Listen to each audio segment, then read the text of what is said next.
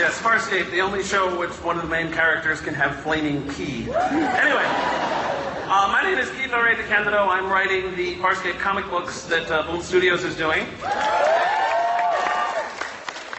If you're not familiar with them, come down to booth 2543 at some point during the weekend. I'll be there, except, you know, when I'm here. And let me introduce you to the rest of the panel, who are far more interesting than I am. First of all, Brian Henson.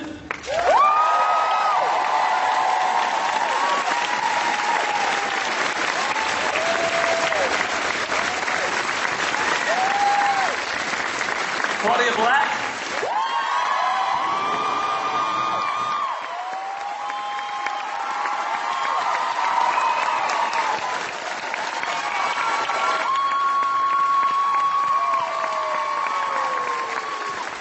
Ben Browder.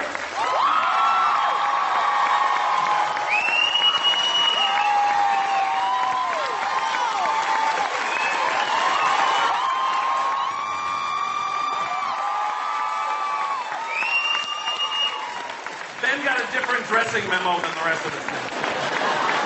And the show's creator, Rodney S. O'Bannon.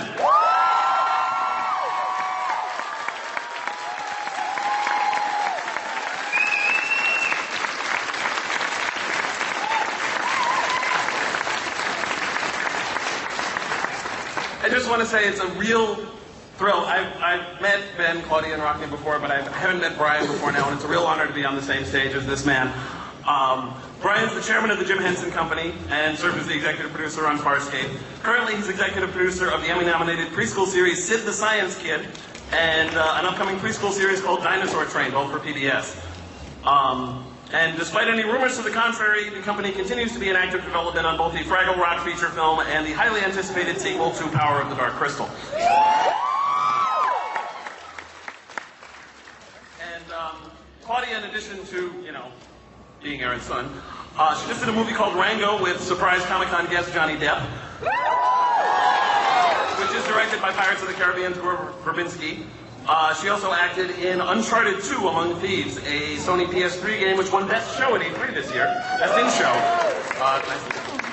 And she's developing a show called Ink, that's INC, as in the abbreviation for Incorporated, which will also have a graphic novel component, and it has a Twitter feed called Ink Series, INC Series. So everybody, you know, get out your iPhones and your Blackberries and check it out. As for Ben, he's starring in a feature to be shot this fall entitled Freeze Frame, which I'm sure he'll talk at great length about given half a chance. And he's under contract with Sci-Fi to write and star in a 4-hour miniseries entitled Going Homer. As for Rockney, I don't know what he's doing. No, Rockney's actually plotting the FarScape comics that I'm scripting that are continuing the story after the Peacekeeper Wars. And he's also continuing to develop incredibly cool TV shows, which will be almost as cool as FarScape, probably. Couple things to start. First of all, as you may know, and if you don't, you're about to find out, there's going to be a new DVD set. Brian, can you tell the nice people about the cool DVD set? Yeah, I'm not really sure that I have all of the information, but yeah, being that it's good, you're going to have to help me. Well, it's the 10th anniversary, and we wanted to do something to celebrate the 10th anniversary, and the DVDs have been kind of unavailable for a little while as we shifted partners. Sorry about that. So our new partner, A&E and New Video, they call themselves both. Yeah, what they go by A&E and New Video, are a great company, very passionate group, and they are particularly skilled at releasing fancy box sets of entire series. So I don't know what the release date is. I don't know. November 17th. Thank you. November 17th, of course, will be the release date of the box set, and there will be things available in that have never been available to the fans. We have a clip. Let's show the clip, please.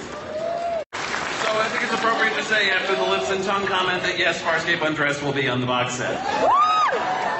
This is certainly we have heard often from fans that one of the things that is most missed is FarScape Undressed, which I believe we only aired once. Is that right?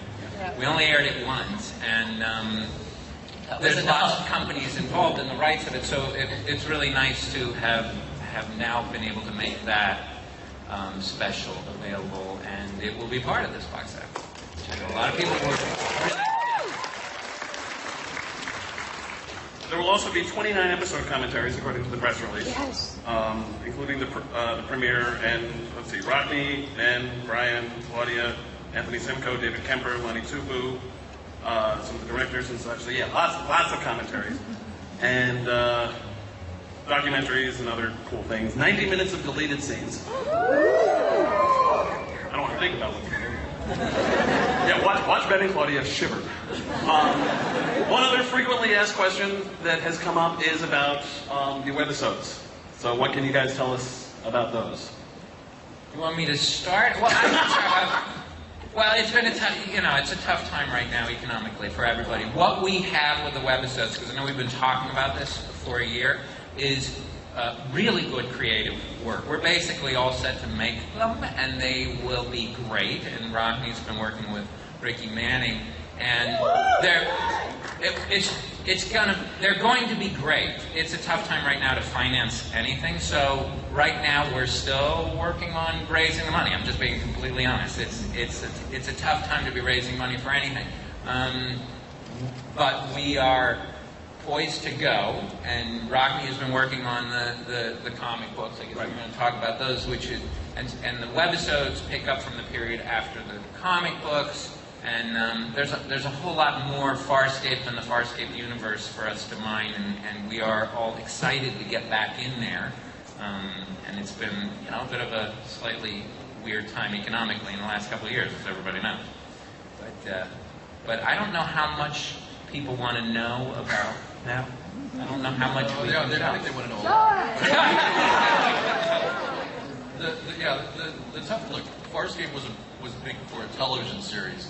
What we've been working really hard on and really kind of honing the story and et cetera is to create something that obviously can be done on the web, and there are webisodes, little 4 or 5 minute segments that is FarScape. So it isn't something that's a lesser version. And it's been tough because the original FarScape was big even for regular television. So this is what we've wrestled with and come up with a story that we're real excited about. Suits that really well. And now it's just a matter of kind of figuring it out. Yeah, I mean, it's really just a little bit. I mean, some of the... we can't even tell that much, but we're trying to approach the webisode opportunity from a unique perspective, where we do short webisodes that are not necessarily linearly connected, and each one is very exciting and full of twists and turns, but as you watch each one, you're getting more and more pieces of the puzzle. And they really are very good, I have to say. And then the idea was, with those webisodes, that's the initial launching of the next big chapter of FarScape. So it's a very ambitious little project to launch the next big chapter of FarScape. Oh no, It's the locket. They were meant for each other.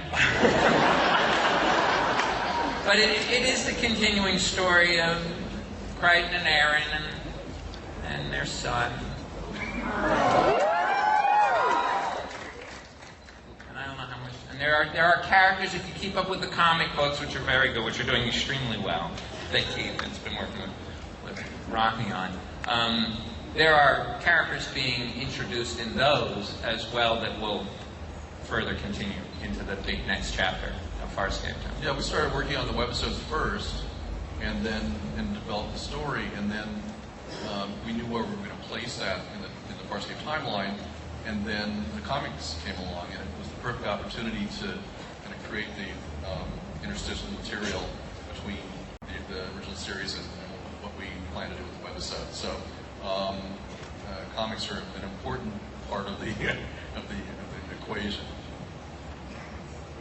We, Annie Home Video actually set up a thing on the web so people could send in questions. So we're going to do some of those. But also, if any of you have questions, there's a microphone over there, I think? Yeah. So if you have questions you want to ask, line up. We're going to alternate between questions from the web and questions from the audience. And I'm going to start with one from the website. that was sent in by David Leslie from Gahanna, Ohio, who has a question for Ben and Claudia, which is, what was your first reaction when you were told you would be acting with creatures from the Henson Creature Shop? Did they tell you that?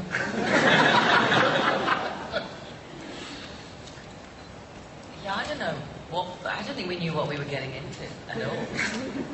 But the Henson involvement was very exciting. Just the name, being a huge fan of the Muppets, growing up with that, I knew it would be, from a production value standpoint, something really interesting.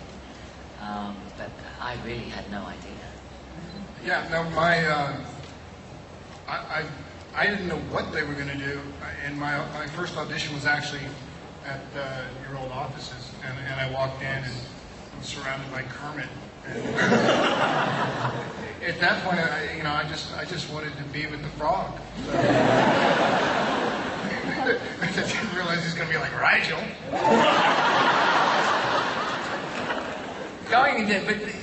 Seriously, going into the show, Rock and I had been working on the show probably for 4 years before we started into actual production. So there'd been a lot of design work.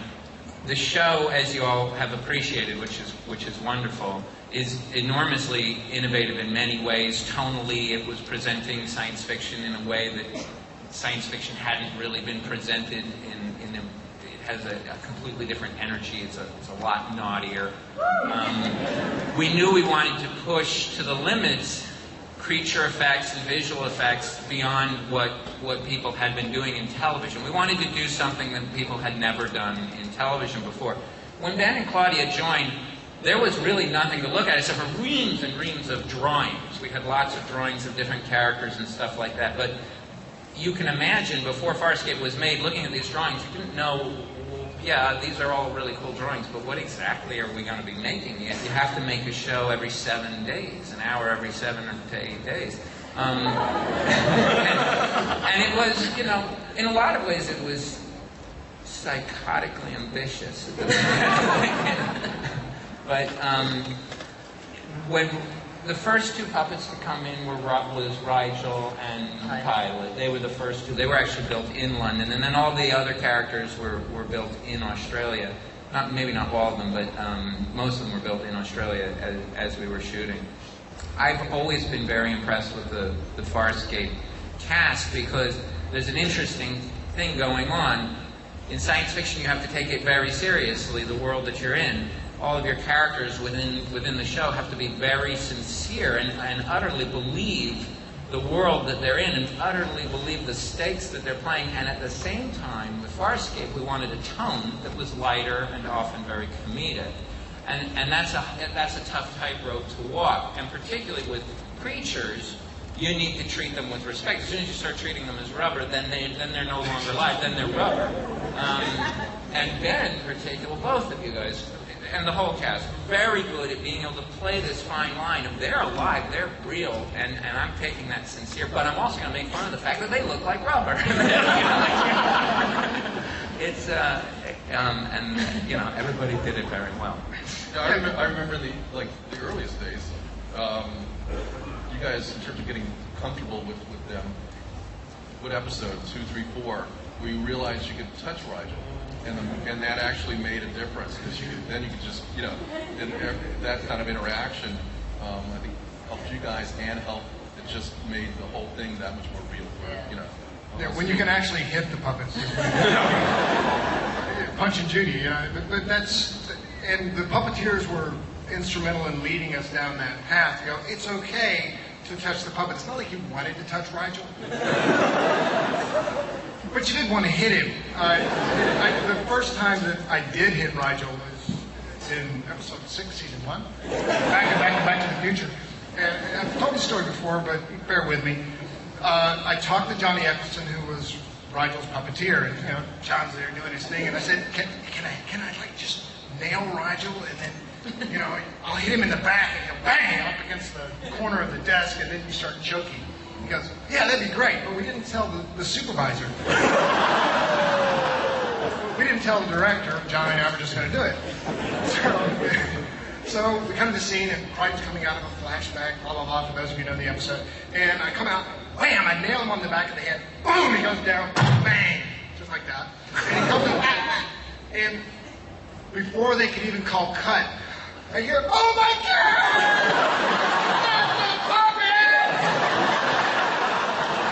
So at this point, you realize that Rigel's worth $1 million. Yeah. And all-nighters are about 50 cents. I thought I was going to get fired. But it is true that with puppets, and it is, I think, what did you use? Insanely, absurdly, what was it, ambitious? Psychotic. Yes, it was that. But yeah, look, you realize very quickly with the puppets, the first time I ever saw Rigel, I had my 2 children with me who were little, very little at the time. And Johnny was working on Rigel, and we walked into this room, which later became the cafeteria, and he's doing his stuff, and my kids engaged in a 30-minute conversation with Rigel.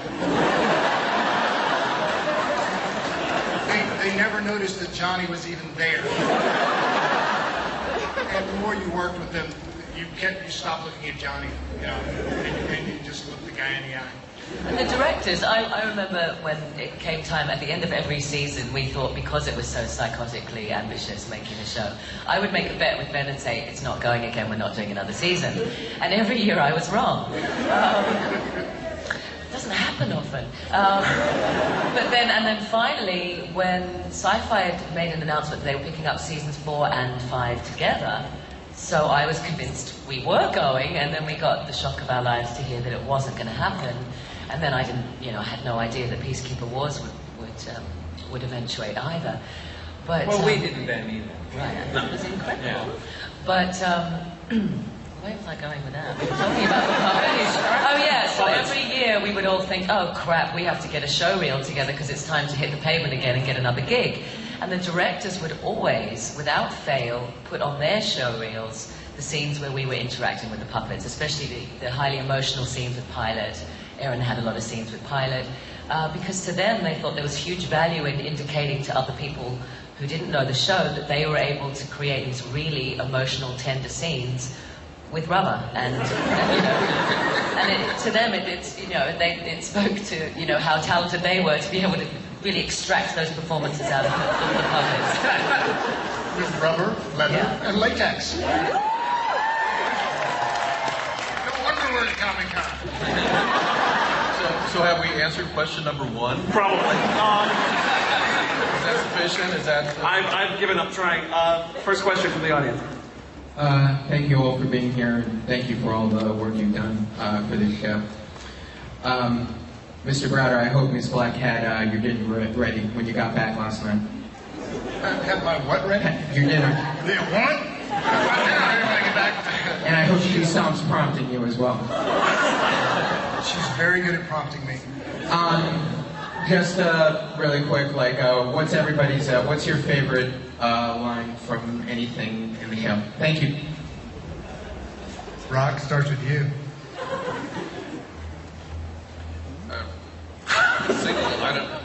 Single line is tough. I'm sure as I walk out, I'll think of something. I'm really proud of Pharrell. Okay. I was in the Salt Lake City airport on my way to a Thanksgiving with my family, and was writing the scene on my lap, whatever the scene was. And it was episode 9, I think it was. And I just needed a curse word, and having met and knowing the Australians, I knew that this was, something that was very, very comfortable, So I'm going, okay, Aeryn needs to have that too. So for me, it's essentially the invention of the word Pharrell, which I think opened up a whole new world for us. In terms of alien curse words that the network obviously couldn't. I was so proud to say it too. I thought this is a sticker. This one's really going to stay, and everyone just jumped on board. And then suddenly, in every subsequent episode, I was like, "Oh, can I say Frell here? And can we come up with some more ones?" And I think at one point they wanted me to say yachts, and I said, sounds like Dargo's sort of curse words sound quite Yiddish. Why don't we keep them specific so that they sound like each character from their culture has. It all has a sort of similar ring and a similar sound to it. So I stuck to Frell, like it was glue. I loved it. Thank you. It's a fun word to write, too, in the comics we've been using it, too. I actually got to use furl me sideways. We already had furl me.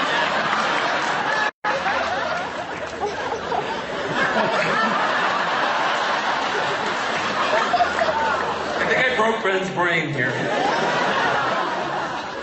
Just pondering. So what's your favorite line, Ben? My favorite line. Can I get a hell yeah? Can I get a hell yeah?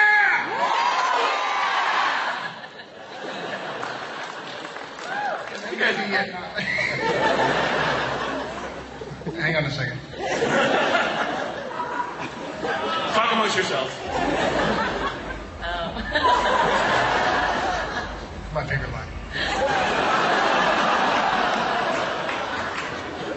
I want to outperform Ben Browder's favorite line.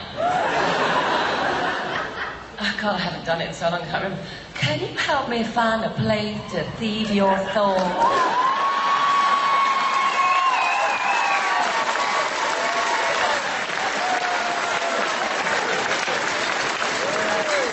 Man, just the look on Ben's face filming that, he didn't know what I was going to do with that character. And Andrew Prowse was so nervous about what I was going to do because I find him busting Claudia out of the bag, playing the straight girl for however many years up until that point. And Andrew said, do you want to kind of just test out what you're doing with that character with me first? I said, no. You can see it with the rest of the audience. You don't get a preview. And I'm just watching Ben's face as I was doing it. It was the first time I think you've ever corpsed on set. Like, you started to laugh. It was fantastic. You have a favorite line, Brian? Brian? Me? Yeah, favorite line. I think I'd sort of jump on the Frel train. Oh, right. Yeah, no, yeah. I don't, you know what, for me, it's like an ocean. It's like, well, what's your favorite bit of water? Yeah. There was so much FarScape. There's so much that I love about it. It's hard for me. It's about maybe it's moments. As a show, which is interesting because I'm the creature guy. My favorite part of the show was the romance between Craig and Aeryn. The deeper and more powerful that got, that was that relationship and the performances that these guys did was what was most moving to me and what you know moved me the deepest. Which is odd because I'm the creature guy, and I'm very happy with all the creature work that I did. The other moments when you guys were talking about touching Rigel, when Claudia as Aeryn, when Claudia would smack the back of Rigel's head, was to me like that's like the best creature moments we've ever done, and I don't know how many times we did it in the show, at least 2 or 3 times, but it was hilariously. That's what most of those deleted scenes are going to be, actually. Because no, it happened a few times, but switch. the idea that Aeryn, who she was, could be offended by the inappropriateness of what Rigel said, and that her response would be to just go smack him on the back of his head. And it's just this tiny little moment, and it just always makes me laugh. I actually, Schadenfreude. I remember the moment, I think, when I realized I was doing a scene. It might have been episode 2 or 3. And I did a lot of scenes with Rigel. I was doing the B story with him, and I came back because Ben and I had been separated. That was never fun. And I came back to him on set and I said, hey, you've got to get your hands on Rigel. It makes a huge difference. Because, I mean, we didn't know what to do. When I read the script, I thought he was going to be a hologram. I thought he was going to be a visual effect. I had no idea he was actually going to be a puppet. And, you know, he comes in the first day and there's 6 people. He had this entourage with him. John Eccleston inside him and 2 or 3 people having to wheel him in on this sort of wheelie board contraption. And then guys standing on the sidelines operating the eyes and the ears. I think there was about 6 people at any given time, weren't there? So, I mean... 4 to 5, yeah. Okay, so dealing with him and his entourage and pretending that they weren't there was a bit of a disconnect. So learning to actually get to him, it's kind of like having a, you know... Well, you have to ask permission. I think that's what's weird. What you don't see is when you see a shot and Rigel's on his throne sled at the bottom of the frame, underneath is a is a group of 4 guys, well, 3, and a rolling chair. So it's like this wide.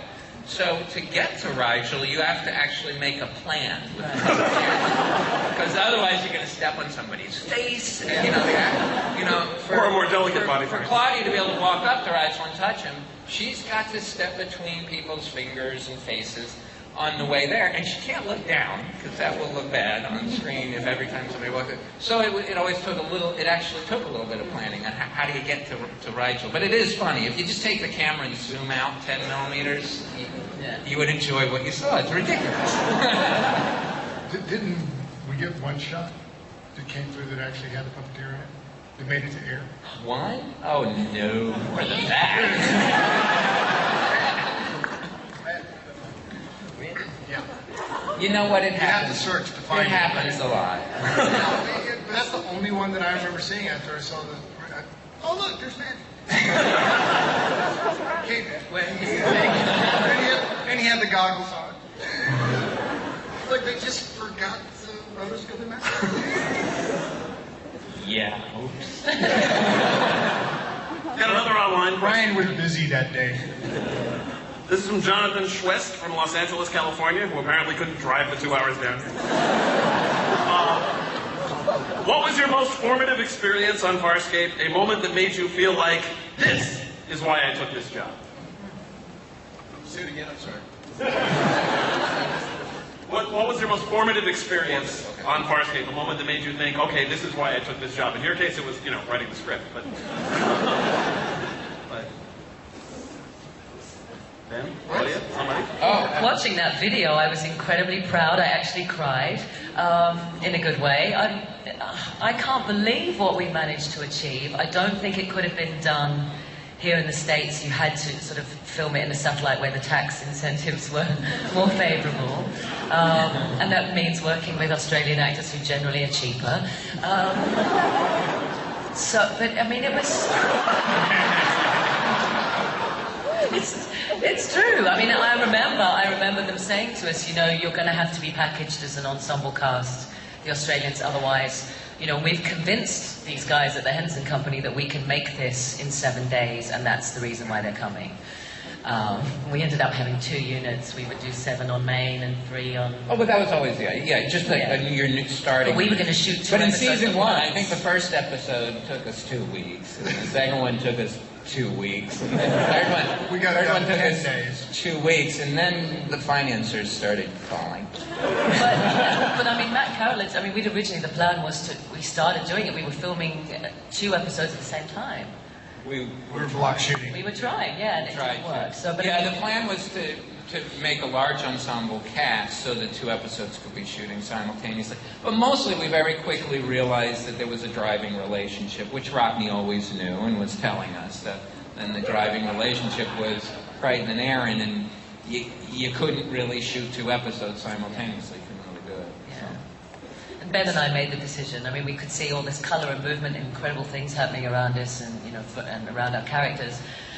And I think I said to you one day, I said, this is a love story, isn't it? Ben. But Rock always knew it. Rock knew it. Rock always knew it. Well, that's what we decided to do regardless. We didn't change our minds. Ben and Claudia have, Crichton and Aeryn, I should say, have to kiss again today, and the crew would go, oh, God, not again. Really?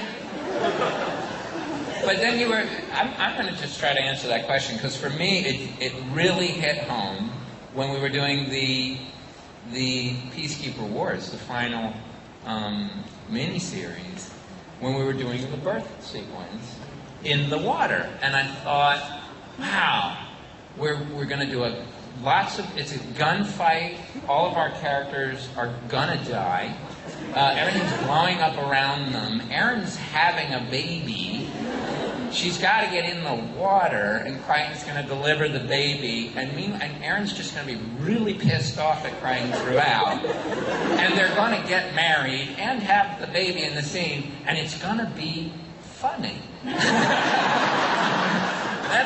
That's kind of when I realized, wow, look at what we've done. I mean, we couldn't have done that in the first episode, but after 4 years, it was like we were just doing the scene. It was the FarScape way, and I thought, wow, this is really great. We've gotten to a place and a show that that we are stretching the limits so far in what you can do and still have it feel credible. And that scene is very funny and yet very dramatic and emotional. And anyway, I think it was, for me, at the end, I sort of realized, wow, what a great thing this has been.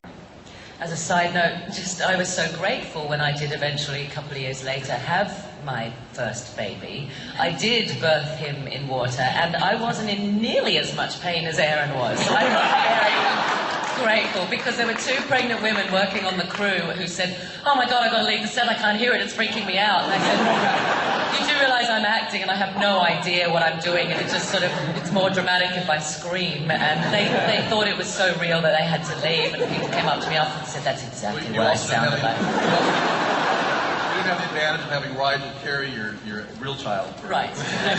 No, but it was so weird. I was out of town and I ended up having a water birth. And I remember thinking, I'm tougher than Aeryn. Do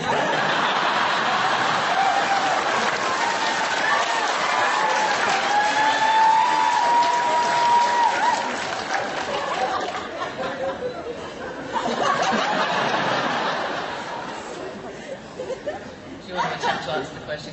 Yes, you have to top that. And the question was formative, Yes. where I realized, why I was there. No, what you thought? This is why I took this job. That was. This is why I took this is my paycheck. First paycheck, I looked at it and went, "Oh God, the rent. Baby's gonna eat today."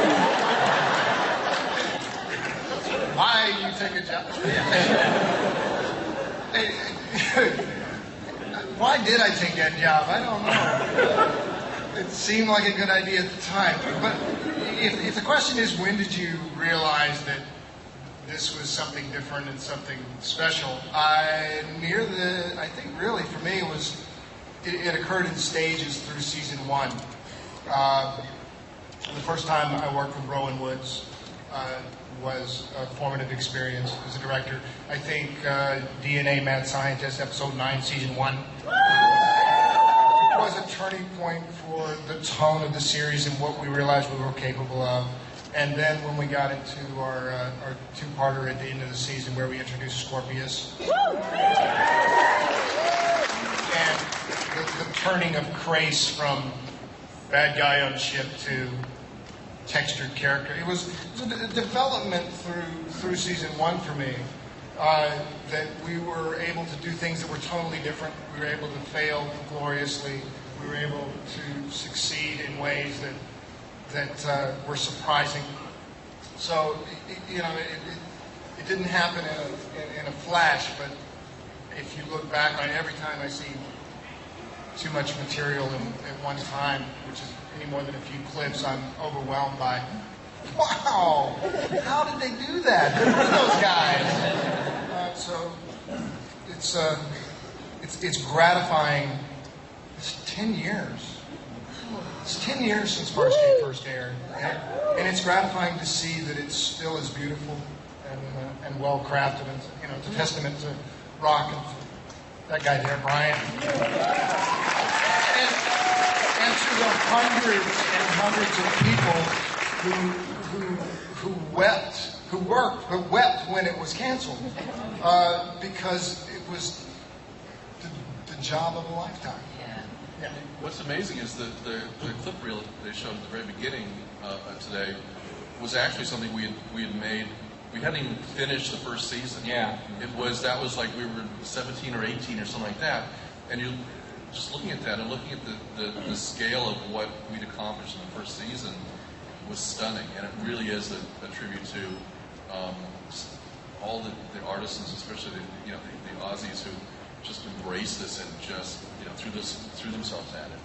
Amazing. I mean, I remember my formative moment was Brian and I had started developing FarScape back in 1993, I think, 94, something like that. Ago, yeah. And we were looking for a network and pitched it everywhere, and people were impressed, but we needed a commitment of episodes, not just a pilot. We couldn't afford to do just a pilot because there's so much stuff to develop. Finally, television came up with what we needed, which was a network devoted to SF. And I remember we had a network meeting, they bought the show, and Brian and I walk out, and we hug each other because we've done what we've been trying to do for a few years now, and we both looked at each other like, and now how do we do this? How do we accomplish? We had actually 4 scripts at the time. That's right. But yeah, the pilot script in particular, we're just like, how do we do this? And we did it. It was big, and then I think as we were making that trailer, I mean, part of it was we needed a second season pickup, and we needed everybody involved in the show to help us pay more money. It's such a big show. Sci-Fi were terrific. It was their very first show that they commissioned, and or is that not true? It was the first original series. They were doing sliders. They picked up yeah. sliders and doing new episodes. Yeah, it was the first original series, and it was a big nut for them to swallow. And then to go to season 2, they had to step way up even more their support for the show. And I know people get very upset with Sci-Fi that they canceled after 4 seasons, but I also say, wow, thank you, Sci-Fi, for picking up for 4 seasons, because it's a big, big show. The woman with the aggressively red hair over there has a question. I just wanted to say favorite series of all time, by the way. And I also wanted to ask you, would you guys ever consider doing a sequel? Or a spin-off series, I want to say. We have thought about spin-off series. We get most excited about the continuing story. That's what we've talked about. Several different things to do. The FarScape universe is a very, very rich one now. That's very well developed, and there could certainly be a spin-off. But what we're most excited about right now is trying to launch the next chapter of FarScape, basically following the line we've done. But we have discussed spin-off. When you say spin-off, you mean basically you really are introducing new characters, but in the same universe. You might have one character continuity, but you're basically going in another direction. We haven't had deeper conversations about that, although you're exploring a little bit of that in the comics. A little bit, but it's still, the comic is very much a continuation, and it picks up literally right after the Peacekeeper Wars ended. Right. Yeah, so I don't know. Well, I could even see you guys doing like an anime of it. I'm serious. Which we've talked about as well, yeah. Yeah, we've discussed a lot of different options. But right now we're most excited about trying to figure out how to launch the big next chapter. I'm excited about the FarScape Puppet Up. Have any of you guys seen Puppet Up? Okay. Really? Quite a few of you have? Well, Puppet Up is an improv puppet show that we do. It's rated X. And it's for live audiences only. We do it very not secretly, but we don't publicize it in Hollywood once a month at the Avalon Theater. And if you want to come... No, it's not secret. No, really, it isn't secret. We just don't spend any money publicizing it. But it's really for training the puppeteers in their comedic edge. Anyway, we were thinking of trying to mix the two and do a Puppet Up version of FarScape. But we were just talking about that in the back room, and I think that was Claudia's idea. Oh, wow. Yeah. It's actually pretty funny. I want to be one of the puppeteers. There's a gentleman in the audience who I want to bring up, Craig Glenday from the Guinness Book of World Records. Craig, can you hear? And he has a brief presentation to give before we finish off. So.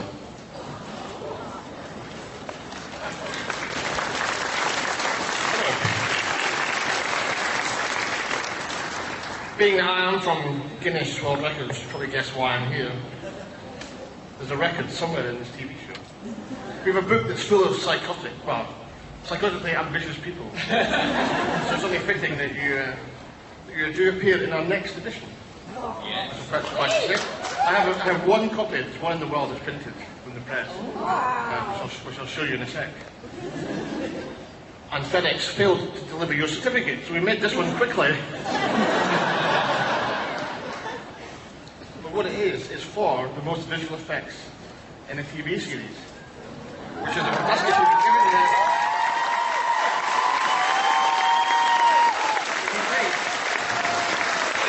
That's my notes. You have 7 days to do one of these episodes. It's fantastic. You have about, I reckon, he said about 40 and 50 different visual effects per show, which I think over Series 3 there was 1,109, which is getting onto movie level, so it's a fantastic achievement. You should be very proud, and I'd like to take this chance on the anniversary to say congratulations and welcome to the Guinness World Records family.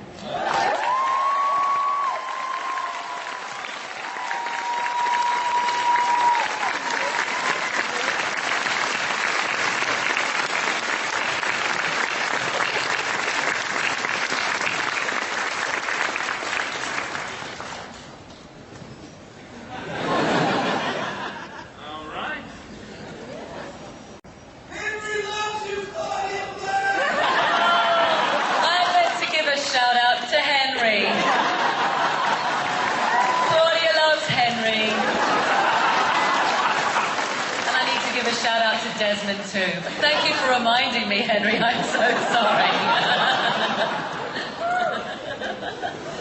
What did you get up to last night? Kind of like the hangover, I don't remember, but it's all starting to piece together.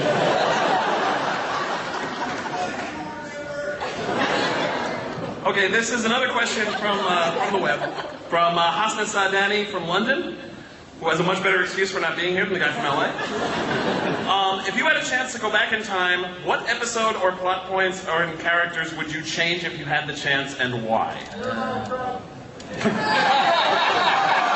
be quiet.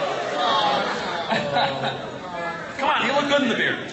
I would want to redo, personally, the first 6. Because I found it was like a sort of birthing process or a teething process, something, whatever metaphor. I just felt like the character was owned by so many people who'd come before me, and everyone would come in and say, do it with this accent, or do it like that, and it happened to Gigi too. Do it with an American accent, no, do it with an Australian accent, while we were filming. And everyone was trying to sort of help us shape the character, and our characters, and for me, it sort of partly answers the other question before. PK Tech Girl for me was a really seminal episode because I felt like someone brought into my sandbox and gave me permission to play in it. And sort of I started to, the Aeryn I wanted to play really took shape, and I was given permission by Tony Tills to do that. Biggest set, we shot on location, just looked beautiful, it felt very filmic. And so up until then I hadn't really found a comfort level with Aeryn. And because it had been scripted in the first episode that she looked quite manly when she took off her helmet, it was actually in the script that she sort of looked quite, it could be mistaken for a guy. I think there was some kind of reference like that. They were quite serious about that. We don't do sort of Hollywood glamour makeup a lot in Australian television. We're more sort of subtle. So they really took that to the letter, and for the first 6 episodes I looked quite masculine with masculine shading and gigantic eyebrows, and which were my own. They weren't from the creature shop, admittedly. But makeup artists would come up to me and go, oh, if you just let me take off half of your face from those eyebrows, you'd think there'd be a girl under there, I swear. So for me, in every way, I hit my stride more by episode 7. So if I could, I'd redo the first 6.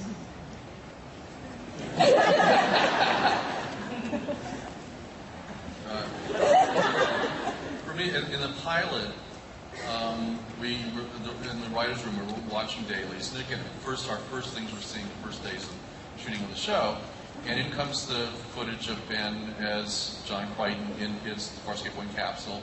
And he's wearing like a jet fighter helmet. And we're looking at this going, okay, that's not an astronaut helmet. So you'll note that there's a lot more to that scene than you see in the final show. We kind of round as much as we could. But we actually put a sign up in the writer's room, write great dialogue, remember the helmet. Like, go back, part of me obviously would like to go back and change it and go, okay, put a different helmet on there.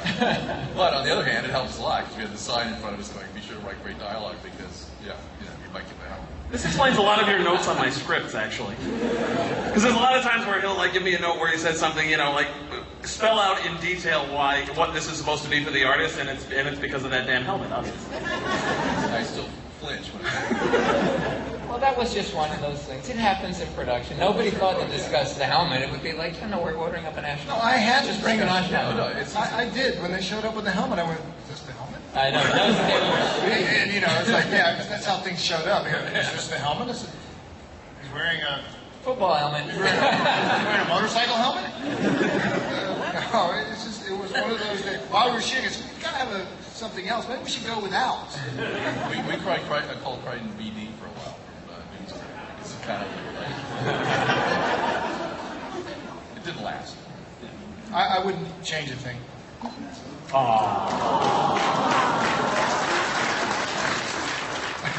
wouldn't. I'm not smart enough to know what thread to pull.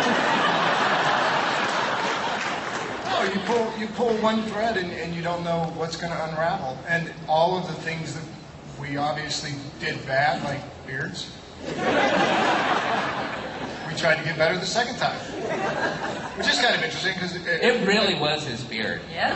well, the second time it was my beard. The first time it was a little groomed for my beard. And what's odd is that if you pay attention to this stuff, which I never would, but I did happen to go online about the beard. Because it had been raised in conversation. What was that terrible beard in season 1? Oh, that wasn't my beard. I'll show you what my beard looks like. And I went online and they said, that is the worst fake beard I've ever seen.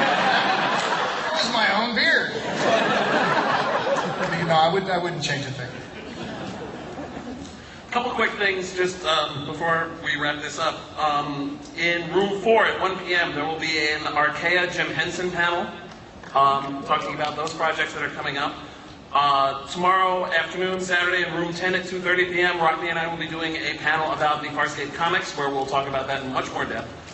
Also, Rockney will be signing at the Boom Studios booth today at 2 p.m. That's booth 2543. And tomorrow at 3:45 at booth 2543, where we're selling our special edition hardcover of the first miniseries that we did with the cool Scorpius cover. So I wanted to make sure I got that in. And are there any final comments from the panel that they would like to make to all these nice people who...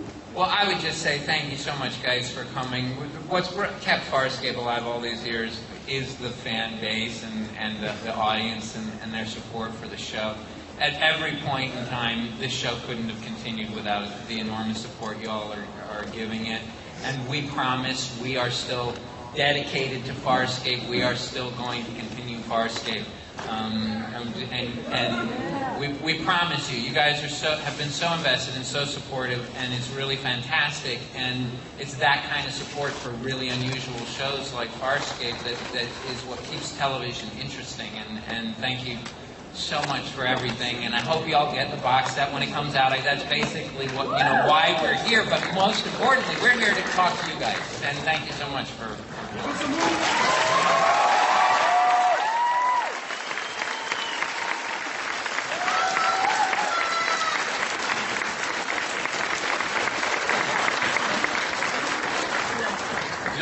No, thank you guys. So much. We're working there too. I mean, I didn't have a plan for that. So we're all going for drinks afterward. Brian is buying.